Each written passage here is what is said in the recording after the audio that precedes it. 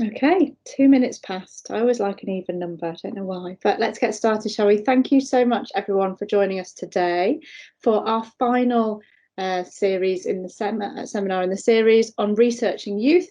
Today we are revisiting creative methods. So quite early on in May time, when we first started this series, we had our creative methods part one, a very popular topic in research with young people. That's what we're covering today. And just to introduce the series, and I know lots of people have joined us for multiple sessions in the series. It's been fantastic. This is very much a collaborative endeavour between the BERA Special Interest Group in Youth Studies and Informal Education. So that's myself and Ian Magimsi, who's here today as co-chair, the Political Studies Association Research Group on Young People, and the British Sociological Association group as well. So just to big up there, Ben Bauman, Ben Hankel, Carenza Moore, Evely Buck-Matthews, Yanina Suppers, and Sophie Atherton. So those are everyone that's been involved in organising this series. We have covered a massive range of topics, and it wouldn't have been what it was without people coming forward to offer to present. So I want to thank those people, and for all our attendees for taking part in the seminars and the fantastic discussion that is generated. And if you are tweeting, we have our own Twitter handle for the seminar today, which is at the bottom, #BERA_youth studies. Okay, just to flag some upcoming events with BERA, a couple of things in July and then skipping forward to October. So we've got ethnicity, the early years workforce in maintained nursery schools across England. We've got everyone's invited, becoming responsible in addressing sexual harassment in primary, secondary and special schools. And then moving forward to October, after the conference, we've got the Voice of Ukrainian Educational Research Association across boundaries. Is there educational solidarity during the Russian-Ukrainian war? And you can sign up for these events through the BERA website, similar place to where you signed up for these, and some really interesting events coming up in future. But back to today, you'll hear from myself, who's going to be chairing the session. You might hear from Ian Magimsi, who's going to be part of the breakout rooms. But we've got three fantastic speakers this afternoon across two different presentations. So first up is going to be Dr. Laura Way, who's a research fellow at the University of Lincoln. And she's going to be presenting on the co-creation of a young dad's fathership study from collaborative filmmaking to zine making at a distance. Then we're going to have a short 20-minute presentation, a few questions. Then we'll move on to a presentation from Tanya de St. Croix and Louise Doherty from King's College London, where they're talking about embedding creativity in research, their reflections on rethinking impact, evaluation and accountability in a youth work study. Again, that will be 20 minutes and there'll be a short time for Q&As. And then we'll move into the more informal discussion breakout rooms. We've got a few questions for provocation. And as promised, as this is the last one in our series, we've also got a short creative activity that you may or may not choose to take part in as part of the breakout rooms. And then we'll come back towards the end with a bit of sharing before we close the event. Also just wanted to flag, and we'll post in the chat, following this meeting with a half-an-hour break, we've got our annual SIG forum meeting for youth studies and formal education. So if you're interested in coming along to that, we'll share the link to the event in the chat. Okay, without further ado, I shall unshare my screen at this point. I'm going to hand over to Laura, who's going to share her slides and share her presentation. Thank you. Thank you. So I think, well, there we go. Slides coming up. Thank you ever so much for having me. And yeah, I'm really looking forward to the session today. Been very excited about this. So yeah, I'm a research fellow at University of Lincoln. I work on the Following Young Fathers further research study, which I'll introduce and say a little bit more about in a moment. And I'm going to be talking about co-creation and how we've been using participatory methods with young dads and within that creative methods, particularly focusing on collaborative filmmaking at distance, and just to explain a little bit more then about the study. So Following Young Fathers Further, or FYFF, is a qualitative, longitudinal and participatory study exploring the lives and support needs of young dads. It started in 2020 and will close at the start of 2024. It's funded by UKRI. FYFF is made up of myself, one of the research fellows, and Dr. Lindsay Laplow, who's the other research fellow. We're joined by Ben, our admin, and it's led by, well, not Dr. Anna Tarrant anymore, but she's just been promoted to Professor Anna Tarrant, so she's our project lead. FYFF is using qualitative research and methods. We're particularly interested in co-creation and collaborative ways of working and researching, and we see that aligned with the use of creative methods, and we also try to embed approaches which are community informed. There are 4 main strands to the study itself. The first strand involved reaccessing dads who were involved in the baseline study following young fathers. And we have a second strand which involves working with project partners and young dads in Grimsby to develop something called the Grimsby Dads Collective. Our third strand involves working with international partners in Sweden. So we've been doing some comparative interviews with dads in Sweden. And then lastly, our fourth strand involves working with a support organisation in the Northeast, and we've been working with them and interviewing dads involved in that service. So there's a number of different strands to the work and also a number of different waves. So we've just we're closing at the moment the third wave of field work. And we've been obviously doing the field work since 2020. I'm going to move the slide on my laptop, forgetting that I'm on my phone, so I need to be careful about this. Oh, come on. Let's move along. There we go. So, as I said, we're approaching this research through creative methods, through methods which mean we can embed participation and co-creation. And I will talk more so around that kind of element in this presentation. So we've done this a number of ways so far. So there's been, as I've said, the development and the ongoing development of the Grimsby Dads Collective, which is something that we've co-created with young dads in Grimsby and project partners. We've developed a kind of additional project called the Diverse Dads Project, which involved peer research and collaborative filmmaking, which I'll focus on in this paper. We've also introduced Photo Voice, and at the moment as well, we're just starting to pilot zine making workshops as well with young dads, and we'll be running online and face-to-face zine workshops with young dads over the next 6 months. So the Diverse Dads Project then, which I'm going to focus on, this was funded by the University of Lincoln QR Strategic Fund between October 2020 and April 2021. And it involved a collaborative partnership between the FYFF research team and the Northeast Young Dads and Lads, or NEDL, who are based in Gateshead. So NEDL are a charity that models effective father-inclusive and strengths-based practice, and it's nationally renowned for the service that it provides to young dads. They're particularly effective at challenging the risk-based approach to support by creating what Neil and Davies describe as a more virtuous circle of engagement, trust and mutual respect between professionals and young men. At the time that we became partnered with NEDL, they were developing a pioneering digital platform, which they call DigiDad, and that was led by one of their workers, Jonah York.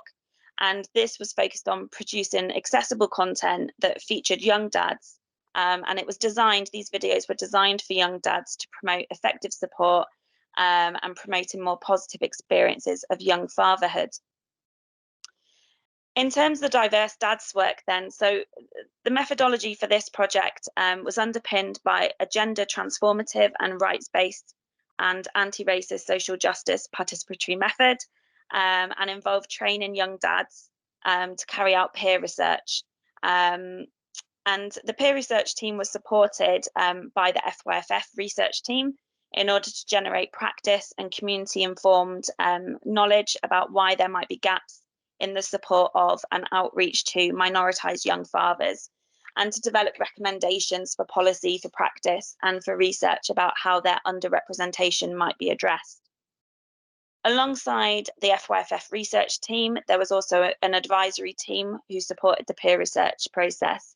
that comprised of Connected Voice, which is a voluntary sector support organisation based in Newcastle and Gateshead, and also Future Men, who are a multi-award winning specialist charity.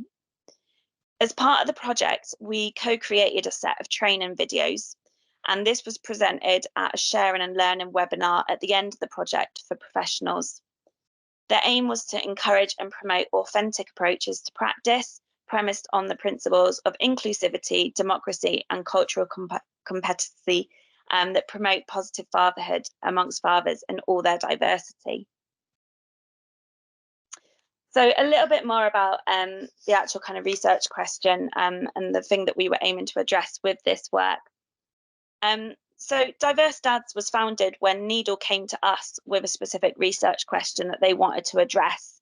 So they had identified that support work for young dads predominantly reached white populations, but ethnic minority communities were much less so engaged with.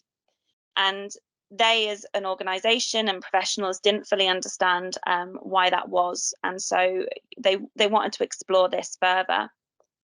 In previous research about young dads, we've also observed that the perspectives of minority ethnic young fathers are also overlooked. So this is also a gap reflected in research as well as practice. So the aim of Diverse Dads was to undertake a scoping exercise to map and determine existing provision for minority ethnic young dads, utilising the North East region as a pilot. And if dedicated provision could be identified, we wanted to look at whether how young dads were represented in those structures. Where dedicated provision didn't exist, we wanted to understand if there were any other pockets of provision that reach young dads inadvertently. And if no dedicated provision existed, Needle wanted to understand how they might make their service easier to access by reaching these young dads and developing an understanding of what, if anything, needed to change or happen in order to do that. Oh, come on, slide.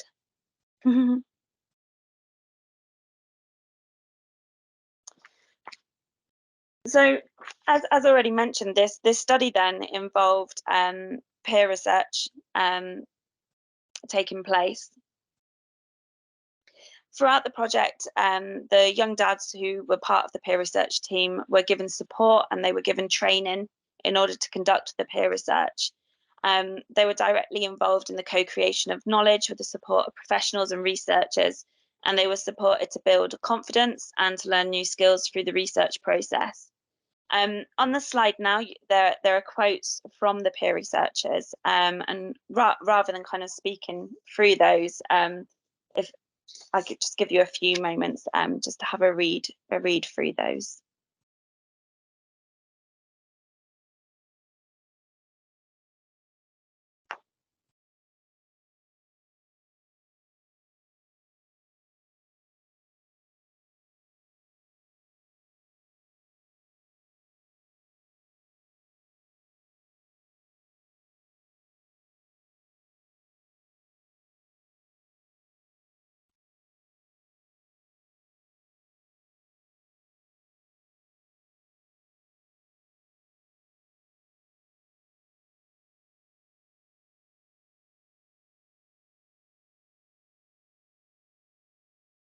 So hopefully what you take away from those quotes is the kind of positive experiences and comments from the peer research team in terms of being part of that research.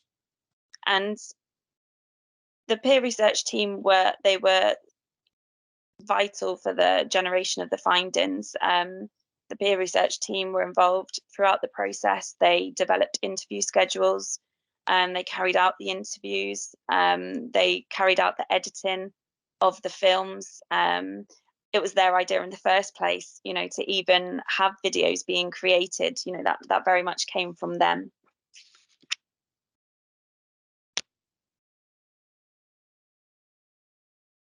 So while the use of these kinds of methods with young dads is relatively new territory, these kinds of methods being used with marginalised communities have a much longer history. And co-creation is a particular form of this. And in the context of the Diverse Dads project, this involved a range of stakeholders working together in a process of creative collaboration to produce knowledge with application to practice and policy. We took a community-based approach to this research from the beginning. It was prompted by a community-identified issue, and from there we established this collaboration with a community of young dads who were involved at all stages of the research process. As a team comprising of the community, professionals and researchers, we co-created new practice-informed outputs, which were informed by the lived experiences of young fathers and professionals in order to try and promote alternative ways of thinking about policy and practice concerning the support of young minoritized dads. And as illustrated, the young men involved highly valued the opportunity to work this way and to develop new knowledge, transferable skills, and embrace the opportunity to become agents of transformation and change. Whilst we recognise the value of these methods with young dads or with young men more generally perhaps, it's important to critically reflect as well on these methods. And this is something that we're starting to do at the moment and to think through this more so. So at the moment, these are some kind of emerging or developing ideas that we're thinking through. So in doing this, I want to just refer to 2 points for consideration. So how participation is enacted and the question of empowerment. So in terms of enacting participation, it's important to recognise how there can be different levels of participation when we're approaching research in this way. The degree to which participation is ensured throughout the research process can be constrained, for example, by institutional requirements. So Whittington notes how typically ethical approval, so involving, which involve details around methodology, timescales, and things like that. This ethical approval needs securing before accessing young people, and that whilst ethically justified, this can limit participants contributing meaningfully to the research design and to the ethical design and approval process. In our case, the pre-existing ongoing relationships between NEDL and FYFF meant that conversations concerning how the research might look or what it might do could take place prior to the commencement of the Diverse Dads project itself. And the peer research team played a key role in these discussions. And as I said, it was their suggestion initially to create the video outputs, and these plans then formed a part of the ethical application. Peer research as a method which not allows or prompts kind of participation is commonly conceptualized as capable of empowerment for those involved. Yet this empowerment of participants needs to be problematized rather than presented as inherently beneficial and or necessary. So as Enright notes, empowerment is an intellectually messy concept that is often under-theorized, and drawing upon work by Gore, they highlight how power is not a property. So empowerment needs to be reconceptualized instead as the exercise of power in an attempt to help others exercise power. Empowerment is not, therefore, something which can be guaranteed. And furthermore, the relationship between empowerment and participatory research is often assumed and unquestioned, resting on a further assumption that individuals we are researching with want or need to be empowered. And this could be viewed as problematic for the researcher to even deem that participants need empowering, particularly if we're approaching them as competent social actors, which we want to. Regarding the Diverse Dads project, then, care was taken not to assume that the process of engaging in the research led to those involved being empowered by the process of being involved. We did ask the peer researchers their thoughts concerning being part of the project, and as illustrated on the previous slide, they did raise positive comments about being involved. Whilst not necessarily aligning themselves with the definition of empowerment outlined just a moment ago, the peer researchers did note various personal benefits to having been involved, but that's still something that warrants further consideration. So in order to, if you do want to find out more, we have resources online concerning the Diverse Dads project itself, and on the Following Young Fathers Further research website, we have further information as well around the kind of methods and the approaches that we're using as a part of the study. And please do as well have a look at the DigiDad YouTube channel, which features the videos that were created as a part of this collaborative work. And thank you very much for listening, and I will stop there. Thank you very much, Laura. That's great. Fantastic. I can see some hands clapping and the little emojis. If anybody's got any questions, please do take the time to either type them in the chat or pop up your hand and ask a question directly if you like. I've got a question which I'm happy to ask while people are thinking, because I know it's very difficult to think of a question on the spot. But Laura, you mentioned the collaborative filmmaking. I'm really interested in filmmaking with young people, and I wanted to know your kind of experience of that, or what happened. You said at a distance, which kind of suggested it was done through COVID or sending files between each other. I'd be really interested to hear about the practicalities of collaborative filmmaking at a distance. I know, I appreciate I kind of dangled that as a carrot, didn't I? And then didn't really say any more about it. Well, the whole project itself, the Diverse Dads project, was from our kind of perspective, was from a distance, because obviously with COVID, lockdown and restrictions and things, we were supporting the peer researchers remotely, so everything was being done online. When it did get to the point of the filmmaking, however, the filmmaking was done through Needle, with Jonah York, who led the DigiDad work, and they were in a position where they could actually do the filmmaking face to face. There still obviously had to be particular, COVID kind of safe regulations and things like that. But the peer researchers were able to meet with the dads that they were interviewing and film, in person. But then everything kind of beyond that, in terms of then kind of feeding back to us and kind of having those discussions, and the editing then was done remotely. As well as the face-to-face interviews, there were interviews with professionals, and that was all done online. Okay. And I think from the perspective of the peer research team and the lead filmmaker, they found the editing of those online videos was a lot more fiddly, and it took a lot more time. So that would be perhaps one of the observations with regards to that.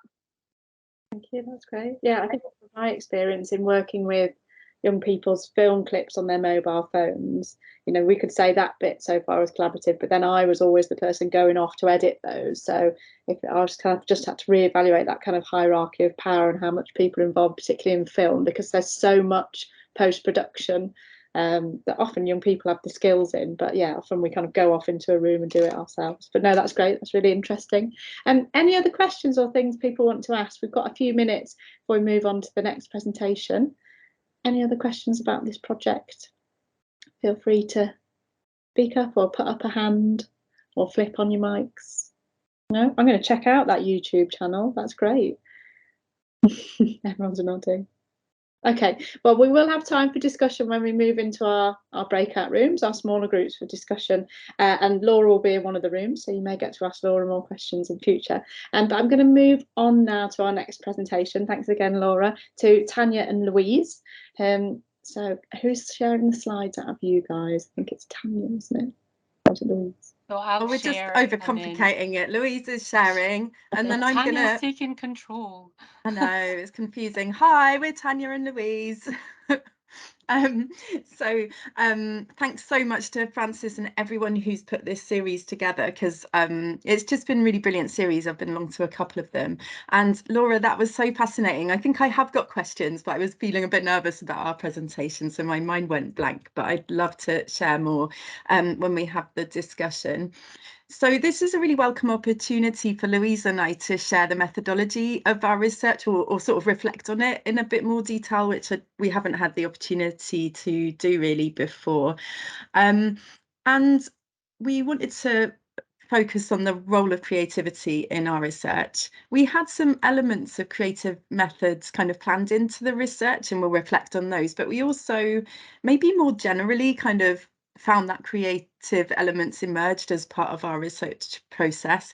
So I'm going to start by briefly explaining the study, sharing examples of how we embedded participatory creative methods, and then Louise is going to discuss the film that we made, hopefully share an excerpt from the film. And I'm saying we made, the young people made it, but as part of the research project, I guess. And then Louise will also share some reflections on how we engaged with creativity beyond data collection. Oh, right, hang on. So I did that wrong. I am now. Hopefully we're on slide 2, our study. It was a qualitative study and it aimed to investigate how policy around impact measurement and accountability was shaping youth work practice. We particularly were interested in the perspectives of those who are most affected by this, so young people and youth workers, but we also wanted to hear from funders, from policymakers and people in other I guess senior roles, looking into the value of youth work and how it's evaluated. And it was a kind of an action orientated thing where we wanted as well to contribute something, so consider and share what might be more appropriate to youth work practice. The study was mainly based in England, but really keen to learn from other international contexts, and we did do a few interviews in the USA. Our research focus, I just want to briefly mention, is open youth work. I know I'm recognising some names that many of you are very familiar with what this is, but it's not a term that's known by everyone. So if you don't know what it is, that's also really normal. So we mean by open youth work spaces for informal education, where young people learn through conversation, through activity, through relationships with youth workers and peers. And it often takes place in youth clubs, on the streets, in community buildings and online spaces. The key things about open youth work specifically is that young people get involved on a voluntary basis rather than being sort of referred or targeted or compelled. And it's actively open and youth-centred in terms of its timescale, the activities that might happen there and the outcomes. So we also then try to reflect this open approach in our methodology. Briefly, the study combined policy analysis with qualitative data collection, so mainly focus groups, interviews and participant observation. And there's some sort of numbers there of how many interviews we did, but that's not particularly what we wanted to focus on today. And again, very briefly, to say that most of the research took place in 8 youth work organisations, and we were really aiming here for a diversity and variety to reflect that diversity that's in open youth work, so including youth clubs, street-based work, faith-based work, young women's groups, LGBTQ+ youth work. So we couldn't represent everything, but tried to get a really good variety. And as we're talking about creativity today, we should note that while none of them were kind of an arts only project, if that makes sense, a sort of youth arts project, a lot of them did, or I think all of them used creative methods to some extent, and a lot of them were really quite interested and even some of them had some resources such as music studios or worked with artists and used creative methods themselves. I'm not going to talk about our findings other than just briefly to say that we just wanted to highlight one aspect because it's relevant, I think, to our focus on creativity today. And that was that we wanted to find out what evaluation methods were sort of least appropriate and most appropriate from the perspective of young people and youth workers especially. And those ones that they found most inappropriate and problematic were the standardised sort of forms and questionnaires and data-based systems. And we reflected that one of the elements to that was that these really gave no room for, or limited room for, creativity from the young people and the youth workers. Whereas the methods that they did recommend, they're on this slide, but I'll share a link to a practice resource after talking, so you can have a look in more detail. But the ones that they did recommend it had an element of creativity, and we just thought that was quite interesting. I'll move away now from our from sort of the youth work methodology and findings to look a bit more at our methodology. In some ways, it felt almost a bit cheeky to come and present at a creative methods session, because in some ways our study's based on quite standard qualitative data collection, interviews, focus groups, participant observation. But I suppose our argument is that even these classic methods can involve quite a lot of creativity. So our research, as I've mentioned, was informed by youth work practice, and we both come from youth work backgrounds. We really like Janet Batzler and James Duggan's concepts of youth work as method and the carousel of methods. And you may have heard James talking I think in an earlier session in this series. And so similar to that, but maybe a bit less embedded in creative methods than their research is. We have tried to sort of embed some planned elements in the research that we were doing. I should say that the research took place 2018 to 21, so it's sort of nominally finished, although we're still very much trying to write things from it and share and keep sort of working and thinking with it. So we had some planned elements and some sort of partially planned elements that we saw maybe a bit like tools in a toolbox, or maybe I should say paints in a paint box, that we were sort of ready to use, but we weren't kind of wedded to, we weren't insistent on we have to use this particular method because we'd already planned it out, kind of thing. So I'll share a couple of ways creativity emerged in quite sort of maybe smallish ways. As I say, we worked in 8 organisations, and with 2 of them, with one organisation each, we went for a more in-depth engagement over several months. And this was to get a more rounded perspective of the value and evaluation of youth work in these organisations. What it also enabled, and this was purposeful as well, was a more relational and participatory approach in those 2 settings particularly. So the examples I'm going to give now are from the Open Access Youth Club, where I was going along once or twice a week for around 6 months. And it was the first half of 2020, so it was directly before and then during the first COVID lockdown. In the youth club, one of the best places for conversation was the craft table. Youth workers laid out resources that could be freely used, and then often a specific activity such as a badge making machine maybe. And this was a place where youth workers, and by extension myself, could chat with young people about what happened in their day, about issues in the news. And it's that known approach of talking while our hands are busy and we don't need to make eye contact. I should note in terms of the research that this was not data collection. I didn't record it formally or informally. The sort of chat around the craft table was for ethical reasons of informed consent. It was just that, it was just discussion. So I'd also be looking maybe for opportunities to invite young people to take part in a focus group or an interview. And sometimes that happened very naturally. We moved from sort of craft table chat to let's go and sit in the corner and do an interview, and they were really keen to do that. Other times it felt quite awkward, almost like there was a risk of me interrupting what they were doing. And one where it was awkward was a young person called Harvey, a pseudonym obviously. So Harvey had come to youth club for a long time. He also volunteered at a different youth club. He was involved in local policy through a participation project. Harvey was often active at the craft table. So if others were making 1 badge or 2, Harvey was going to be making 10 and helping everyone else. But he really didn't talk much. He said he might take part in an interview, but he didn't seem too keen on it. And of course, I didn't want to push him, but I didn't want to hear from only the most confident young people as well. And the youth workers thought that he'd like to take part. So on the craft table one night, young people spontaneously started making chatterboxes. And I don't know if you remember them from your childhood. I can explain more if you don't know what I'm going on about. But I sort of jumped on this idea and suggested, let's make one to use in the interviews, and was asking young people, what questions should we put under the flaps so we can kind of semi-randomly get questions. Harvey suggested one of these questions and then did agree quite sort of shyly, but willingly, to take part in an interview alongside his youth worker. And they used this chatterbox to ask each other questions. I think it made the interview feel less awkward. So I asked questions too, but it sort of naturally enabled some peer interviewing and young people's involvement in designing questions. So that felt like a productive method. And I'll just share one more thing, which is we had planned to do a sort of photo voice project where young people take photographs in response to a question or prompt and discuss them in a group. But then COVID happened, the youth club quickly went online. And I was really grateful the organisation felt I should continue with the research, but I was so aware of the pressures on everyone, the difficulties for young people of getting online.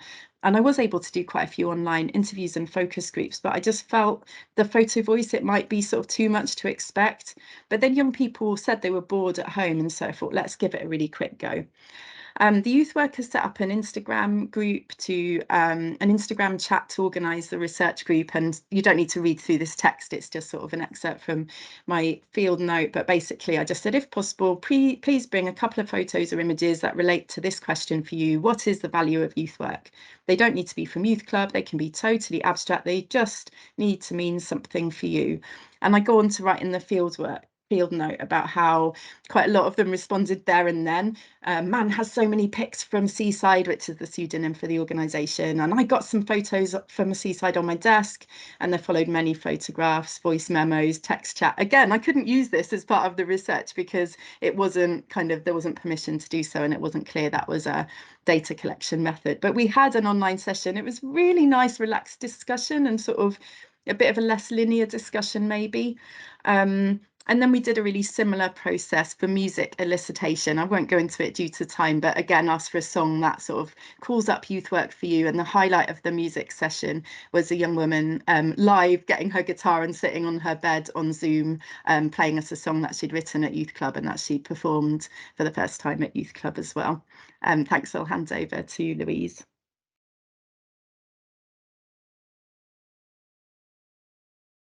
Lovely, thank you. Okay. We have left off, I think. Okay, so as Tanya mentioned, as part of the study, we engaged a film company specialising in youth film sessions to work with us in making a short film to use primarily to disseminate the findings from the study. It was a very open brief creatively, but we were keen that the filmmaking process should be participatory and involve young people from at least 3 youth work settings in England. Through reaching out to our networks, 22 young people and 8 youth workers got involved across 3 settings, so we're quite pleased about that. Given COVID restrictions at the time, it was agreed that the planning and editing would take place online, although we did discuss various scenarios, including in-person sessions in London. And I was actually wondering if Laura had thought about that as well. You probably had all those discussions, but maybe we'll talk about that later. But in the end, it wasn't practical. So whilst the filming days were in person, they took place at the 3 separate locations with each group individually, 1 day per organisation.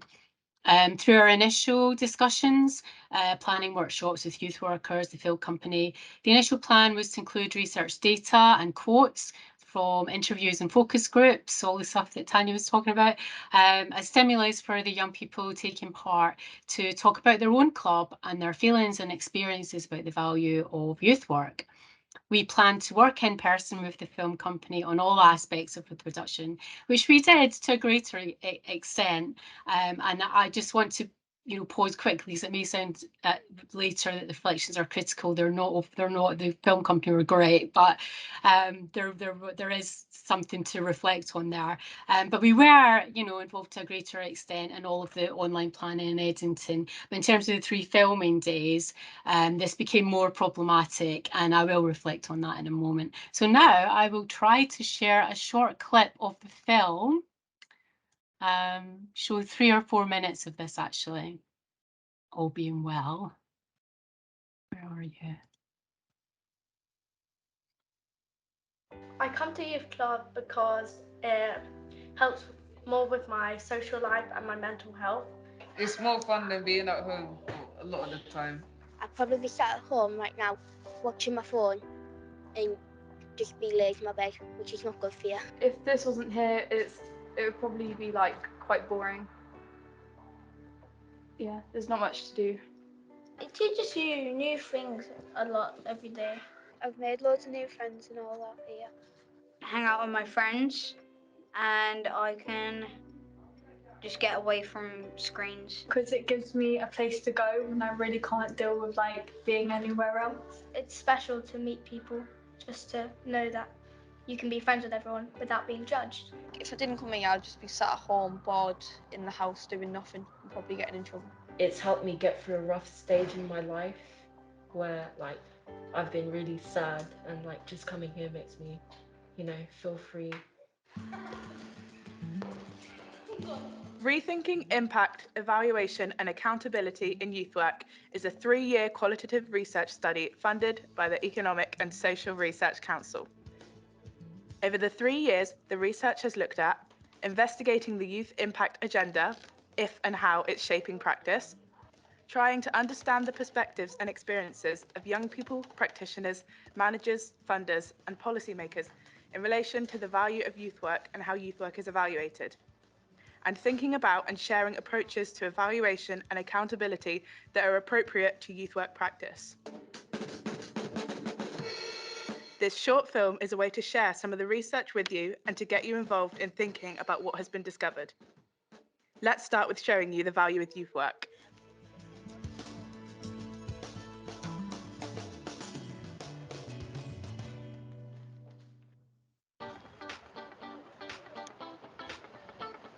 I come to youth club to escape home place and to come to a place where I can laugh and just be myself and have fun with people and just kind of make a social life for myself instead of staying at home. It improves my mental health with like the groups, like for example girls group and like basketball. We do loads of different activities like get creative, and we do some girls groups and stuff like that. I socialise quite a bit. I like make new friends, and I go on a lot of activities, and I do like different things where sometimes we'll be doing like filming, or sometimes we'll be going out to different places. On Friday night, you do cooking sometimes. Apple crumble, yeah, that was nice. Youth club is Fun to play with my friends. And I have fun with friends. I enjoy youth club because I can socialise with other people. and the youth workers also support me. The youth workers support me in difficult situations. We love our youth centre. It's just like a place like where you're like safe, and then the youth workers, they always keep you safe at all times.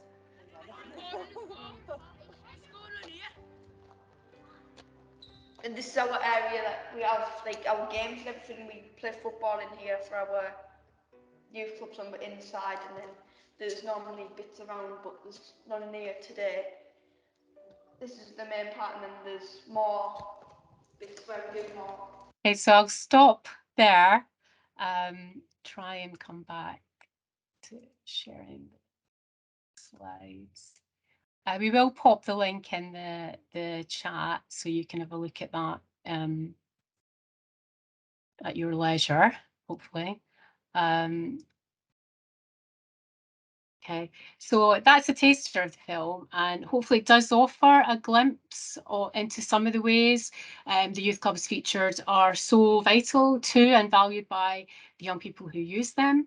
We've had some really helpful feedback from youth workers who've used the film in sessions. So as a dissemination tool, it has been effective. But given our focus here today on creative methods, I realise that we are slightly extending this, as Tanya sort of mentioned earlier, to research more broadly. But we just wanted to reflect on some of the challenges for us as researchers in the process of making it. As mentioned, we planned to be involved in all aspects of the film process, but as it transpired, the 3 filming days did become more hands-off, and this was due to various issues outside of our control, and it was an uncomfortable learning curve around working with third parties and researcher positionality, and how quickly parameters can change during a time-sensitive project. We were working with a young placement student during this time who was able to attend one of the filming days, but there was a sense of resistance to us attending real or perceived, it was at points quite difficult to navigate, not only in relation to managing our own expectations, but also in relation to taking care of the participants and a sense of not wanting this aspect, of this to be burdensome for them. So as researchers, and experienced youth workers, and from my perspective as a person with a background as an artist educator running creative arts, film and music projects, so very hands-on, to not be there during the filming days was challenging, especially given the very nature of film as a medium. What you choose to record will often dictate the final piece, or that's your sort of colour, if you like. And whilst we thought we had been very clear about being involved in all aspects, once the work had started, there were some barriers to overcome that we then had to address through the editing process, all the while trying to ensure that the young people and youth workers who took part were involved in decisions. So the final editing workshops, which were online, involved a lot of discussion, and the settings took different approaches to this, with some viewing a rough edit prior to coming to the session with the filmmaker, and another opting to screen the rough cut during the session and critique it. And it all worked out well in the end. So, but these opportunities were really crucial. And although we didn't have time to show the entire film here today, it's about 10 minutes.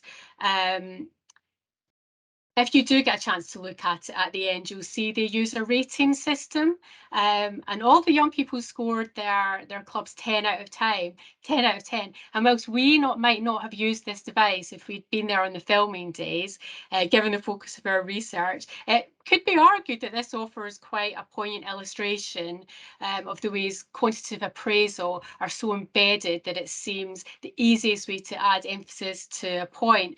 But equally, this is quite a powerful ending to the film, so it's quite complex for looking and thinking about that, about wanting to be there, but had we been there we might not have this part, and all of these sorts of round circular discussions. But as an artifact, the film also potentially extends the life of the research as a training tool. And this is something we're currently working on, developing training materials for youth work students to use the film as a stimulus for discussion, and perhaps this will offer ways to think with students about creative research and dissemination methods more broadly, as well as perhaps researcher positionality, because sometimes we forget about that when we're in the middle of it. So I'll move on from that. So thanks completely from one end to the next. And we really wanted to bring in this idea of thinking about how we embedded creativity. So these are sort of more reflections of our more broad collective, collaborative and creative processes as researchers, just a glimpse into that too. From the beginning, we gravitated towards a very reflective approach to the project, perhaps both natural and understandable given our backgrounds as youth workers, but it did mean being active and trying to consciously embed creativity in our shared research spaces, both the physical ones and the liminal ones. Often this meant being highly dialogical in thinking through and planning. We had many detailed long and short-term plans, as well as trackers and living documents that we would engage with together and individually. But this also extended to ways of trying to visualize research activities. Whether that was through using colourful post-its, we used millions of colourful post-its and pens, through mapping and planning for data collection, or deliberately embracing poetic themes and taking the time to linger over language in our discussions around analysis and writing.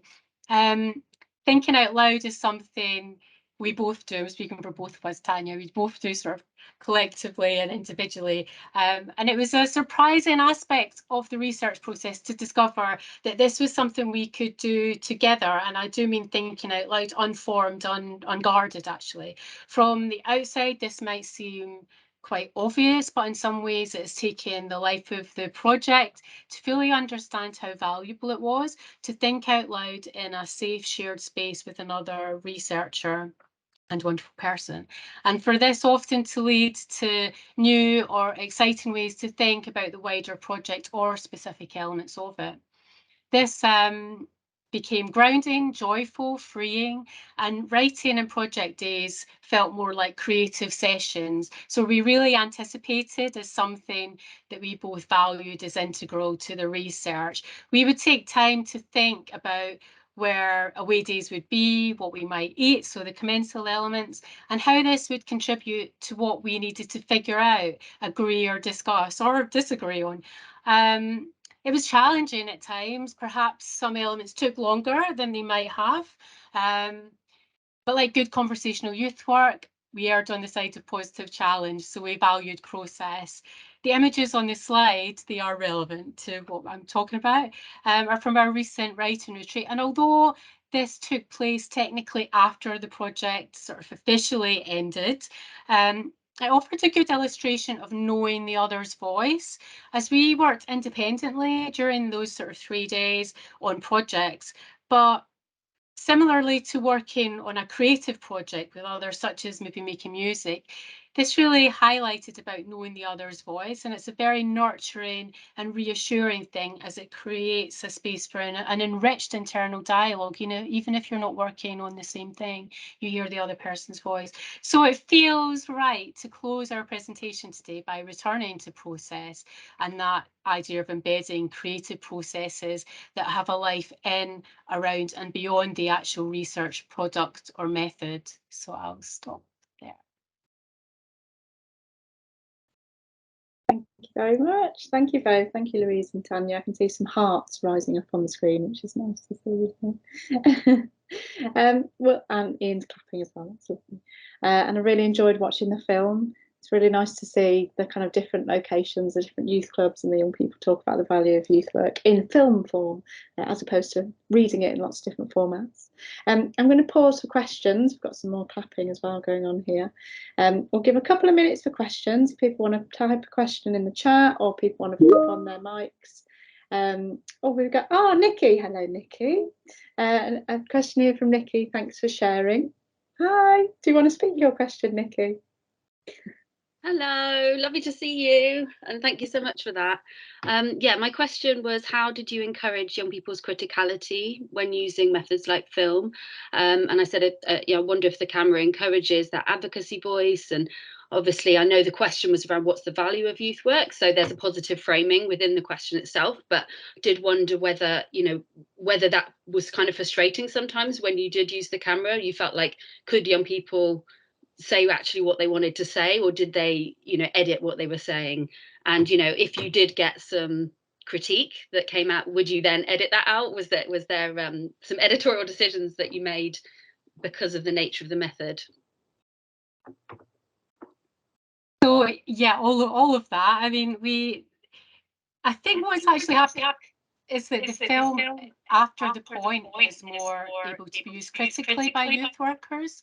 And the youth workers were very active in terms of trying to work with their groups. But as we said, because we weren't there on the filming days, we couldn't control that aspect. So we're quite aware that it seems as though it is a very positive message, and in some levels, why not? But in other levels, it's sort of, we could critique it from that perspective.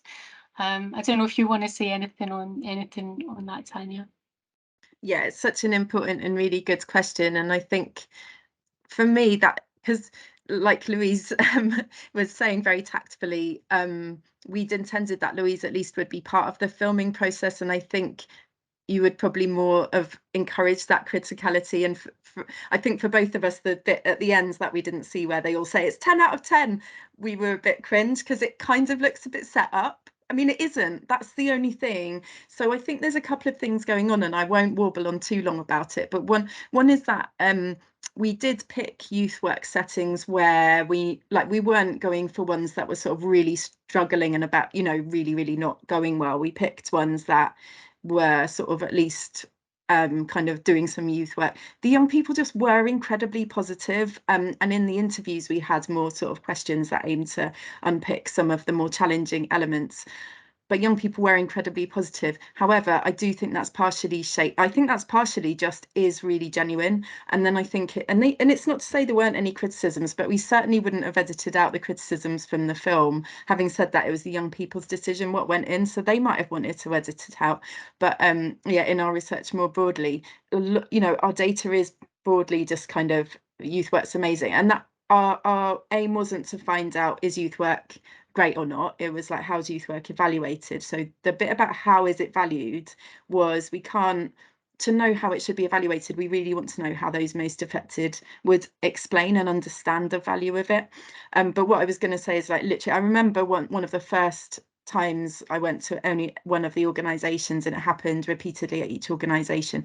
As soon as they heard I was there as a researcher to find out about their youth club, young people would come up and be like, please can you tell them not to shut it down? Please can you tell them it's amazing? This youth club saved my life. People were saying things like this. Again, we couldn't use it as data because it would literally be I'd gone through the door, never mind sort of got out an information postcard and a consent form. It would be like, this youth club saved my life. This youth club changed my life. This youth club, if it wasn't for this youth club, I do not know what I'd do. Please don't let them shut it down. So I think that kind of celebratory is also is genuine, but is shaped by the really precarious policy environment that we're in. So sorry, that was a bit long. Thank you, Tanya. That's great. Thank you, Louise, as well. And just a couple of other comments that we've got in the chat here. Laura, who presented before, said just a comment say how powerful the film was and how brilliant. And then Finn's also shared a comment which kind of relates to what you've just been talking about having a shiny product. And I think what you can, you know, generally say about that film, it is, you know, very kind of youth, low techy kind of, it's not a corporate shiny product. And her experience I'm getting from the chat here is actually when you've got film production companies in, they want to come and do this very shiny product. I wonder whether you could say anything in response to Finn about the particular aesthetic of the film.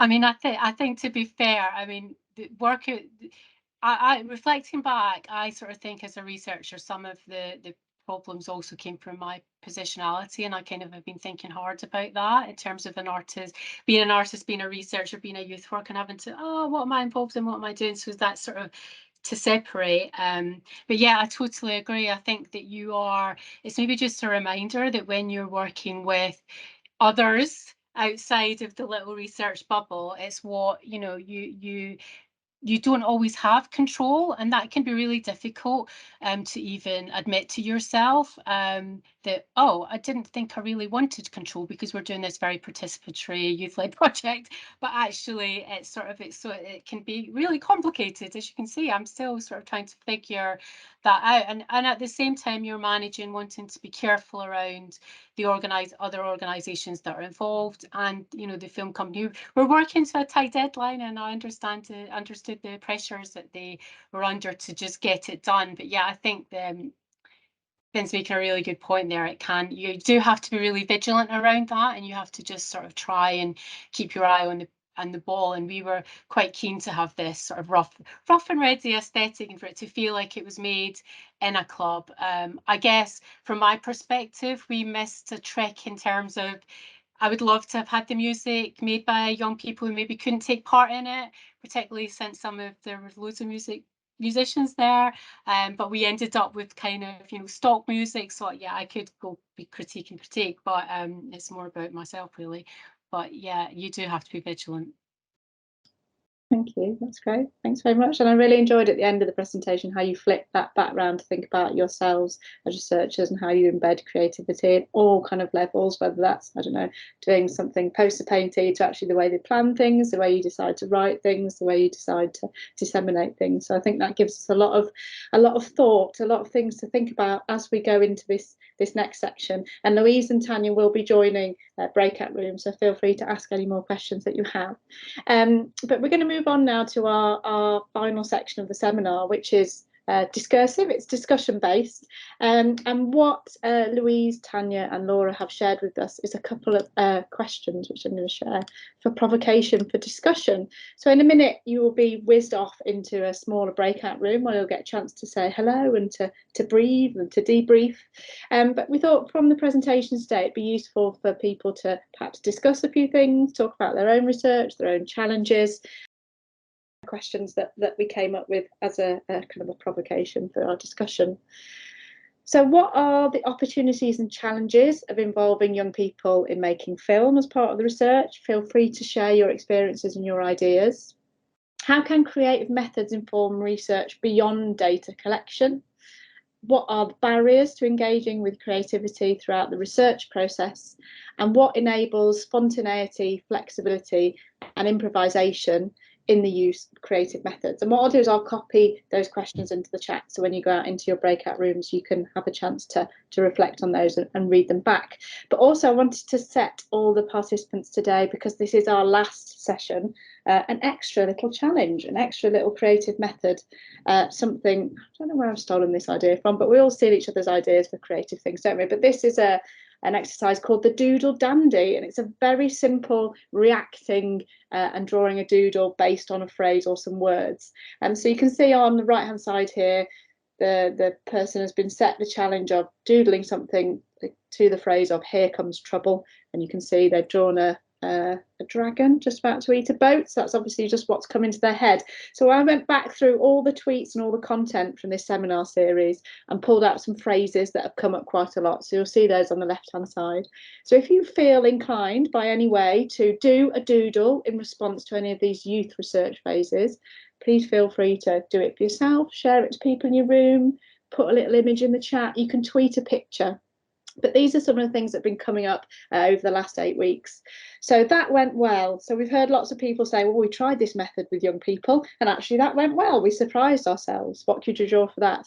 Ethics of care. Ethics is something that's come up nearly every one of these sessions, over the last 8 sessions. What are our ethics of care in terms of undertaking research with young people?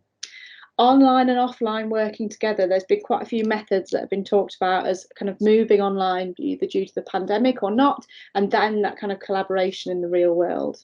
And for those of you that went to the place-based methods, we had muddy methods in field research, which was literally going out in your welly boots and your glitter and whatever and your maps at festivals and getting muddy. And then finally, this phrase, I think I'll credit to Ben Bowman from the PSA, be the mess bringer. As the researcher working with young people in co-production, can we be the mess bringer? Hello everyone, welcome back. We were ripped from our conversations, as is the Zoom, as is the Teams portal, and dived back into the room. Nice to see you all. I didn't even get time to do a doodle. I wonder if anyone did. But yes, some really great conversations there. Oh, you've done some doodles. Okay, let's have some doodle sharing so we can have a look. Who wants to share a doodle? Louise, you've done one. Let me see. Okay, I'll share my crappy doodle. I don't know, that's me in a field with welly boots on. Obviously haven't eaten quite a lot, and I don't know what it says. I think it says, be messy, messy is method. And okay. I love that. Any other doodles? No other doodles? Okay. Oh, you've got one, Tanya. I like to be the mess maker as well. It's literally a mess. That was a good quote, I think, from this method series. So we've got a couple of minutes left, and it might be useful if you're able to share a little bit about what we talked in the groups. To be honest, it was just quite a lot of time of getting to know each other and discussing what each other was doing, which was quite, interesting to see the different positions that everyone's coming from. And I think what our group was closing in on before we were sucked out of the vortex is, do we do these creative methods because we aim to do something different in the end? Do we try and subvert things? Do we do different outputs? Is it something in our own creativity that we like to work this way? Or for some of us in the group, it was a real conscious effort of, well, I don't want my research to sit on a library shelf or to be part of a dusty book. And actually I want it to do something different. I want it to be, this word accessible came up quite a lot, which we could debate a lot, but that was definitely a feeling within our group of creative methods or creativity being a different way of sharing young people's voices or privileging research or creativity. I'm wondering if there's anybody else from other groups that wanted to feedback the main thrust of the discussions or things that were particularly interesting. Ian, how about in your group? Yeah, we ranged across. Well, we began a bit about ethics. We began a bit about a discussion around when people are improvisational or young people are bringing things that are unexpected or in unexpected ways, or you find ways of having a conversation with young people that then can't count as data for reasons of more sort of bureaucratic ethics. And we sort of began to chat around a distinction between the bureaucratic ethics and the kind of real ethics of that interaction, actually, and what's the real ethics of not counting that as data. And it's not, it's not to say obviously people are bounded by their institutional requirements, but it's, we talked around the difficulty of that and ethics and spontaneity, I suppose, and the kind of ethics of not paying attention to not being able to pay attention to spontaneity or use the kind of data that's produced. We talked about that. We talked about we talked a bit about where we're in different institutional settings, or there are kind of histories of practice learned interactions where maybe the kind of like in educational settings where teachers and so on are maybe on a slightly more or have a position of power, and that's the kind of learned set of practices with adults, for example, and basically where there aren't histories of engaging in these kinds of creative processes and getting to what the intent might be of them, and then that might be kind of it can be a blockage, I think. Chi-Ying was making that point, and I hope I'm representing it okay. If I'm not, please do jump in. And we also began to talk then in the end about COVID and online and what that does to kind of, and whether people had found forms of engagement, creative participation online or not, and what the kind of affordances were of it, but also I think we sort of were hovering around the difficulties of it. I think probably mainly. Yeah, but that might not be everything, so do jump in on this. And was there another group, or did we just go into two groups? I can't remember. There was another group. Do shout up. Nora's got a thumb up. Yes, she's agreeing with that. Well, it's drawing us to a close. It's 2:30 already. We've used up all our time for this seminar. And as this is the final one this series, I just wanted to thank everyone that's been involved, Dior from BERA, Marie from BERA, all the SIG conveners. It's been a fantastic run of sessions, and it's been really great to connect with new colleagues, but also to see people over a certain number of weeks. So we've had repeat participants, and we're going to get all our data from BERA in next week and see how many people we've had and the new connections. So that's been really great. If people are around, we're having our SIG meeting. Let me just copy the special interest group meeting. Let me just copy the link and pop it in the chat down at the bottom. I just did it. Oh, you just did it. Okay, thank you. There you go. The power of teamwork. If you are around, have a break, come back at 3 o'clock. We'd love to chat with anyone else who's interested in the Youth Studies and Informal Education SIG. Thanks very much for those comments, Tanya. Thanks everybody for the support for these seminars over the last 12 weeks. I think we've been going. But it's been really great to see you and fantastic to have these discussions. So take care, everybody, and thank you for your time today. Bye.